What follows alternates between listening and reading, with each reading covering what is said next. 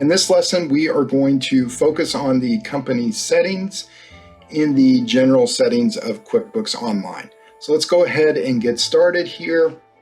And you'll notice we are on the main page of the QuickBooks Online that populates when you come into it. Upper right hand corner, you'll notice the settings icon. It looks like a wheel. We're going to go ahead and click on that, and we're going to go over here to your company and click on Account and Settings. On the left hand side is the different areas of account and settings. We are going to focus on the company settings here and go through this. Real important that we fill in as much information as we can on this page and then also on the other pages of account and settings, because this is what QuickBooks utilizes to populate fields in, say, reports or tax forms that are also in QuickBooks. Very important that we fill in this information.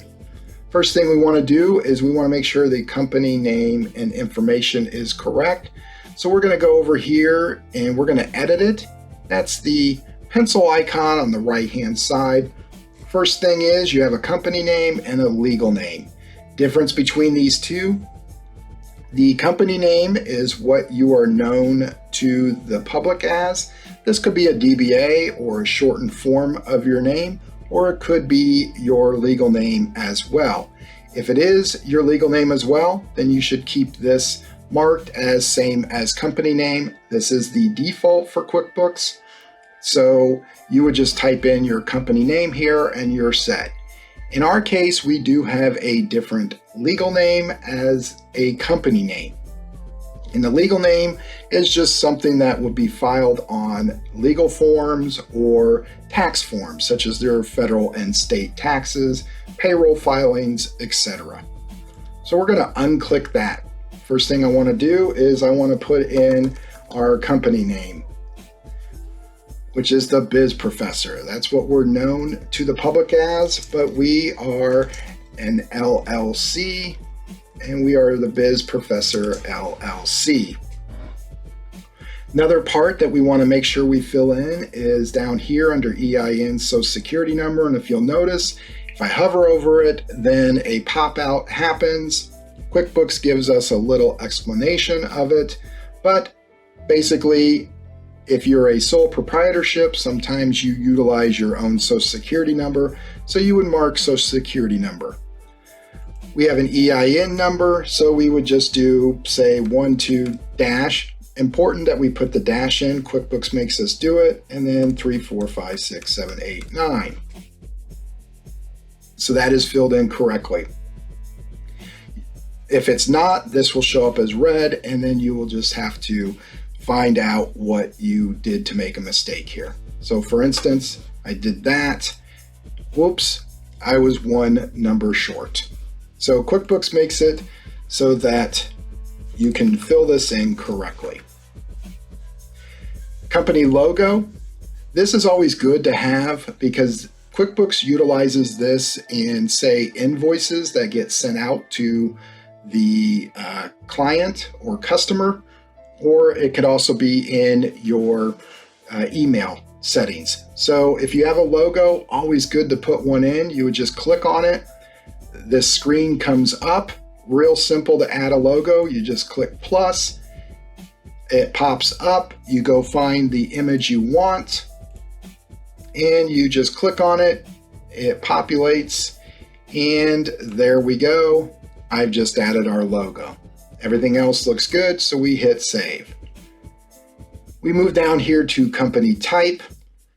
This is important to fill out.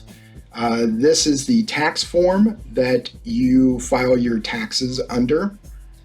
So that could be a sole prop. In that case, you're a Schedule C 1040. You could be a partnership, a S Corp, a corporation, a C Corp, or you could be a nonprofit, or sometimes you just don't know, so you would put not sure, other, or none.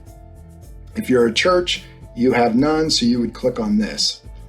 So we just want to go ahead and edit this. In our case, We are an LLC. We could just put limited liability, but in our case, we actually file under Form 1065. So we would go ahead and click on Form 1065. We want to go ahead and put our industry in here. Real simple. We can start typing education, and look, QuickBooks has already popped up something. So we want to do administration of education programs. Real important here, sometimes you don't find the one that is specific to your company.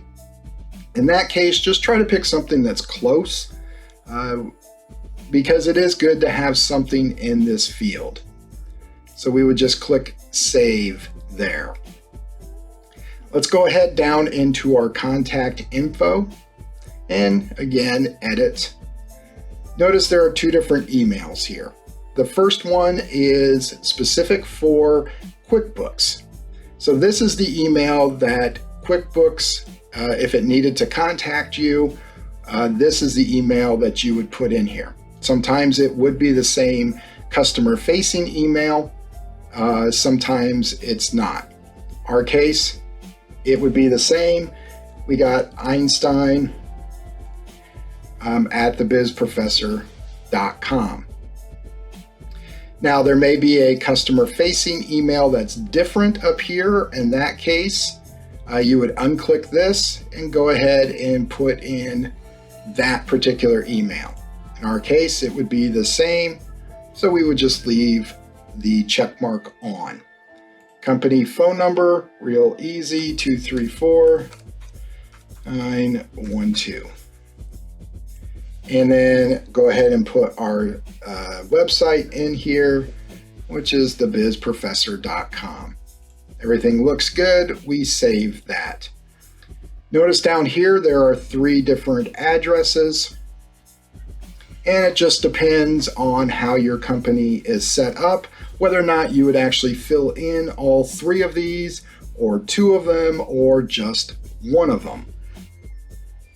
The first one is company address. This would be a headquarters that you utilize. Sometimes there are companies that have a headquarters, and then they have a different address for their customer-facing store or location.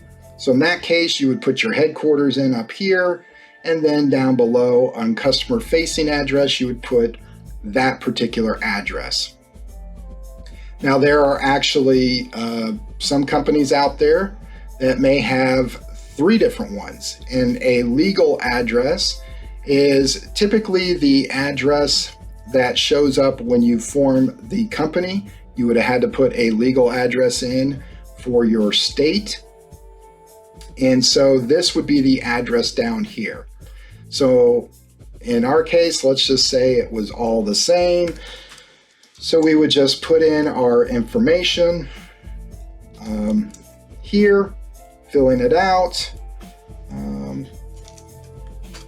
So we would put in all our information.